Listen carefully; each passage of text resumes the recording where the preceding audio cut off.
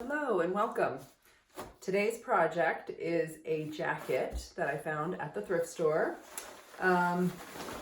It's a shell, probably windproof, waterproof, really good brand. It's a pullover, and it's not usually a style that I love, but it does have this zipper on the side so you can get in and out of it without really messing up your hair. Bought it, I think it was about 18 bucks. Put it on and then immediately realized why it was at the thrift store. On the sleeves there is Velcro and then a piece of rubber with little nubbies on it that's supposed to stick to the Velcro. It just doesn't stick. It'll hold for a second and then immediately pop off. So we're going to see if we can fix this and make it like a brand new coat. Got an idea of what we should do. Let's get started.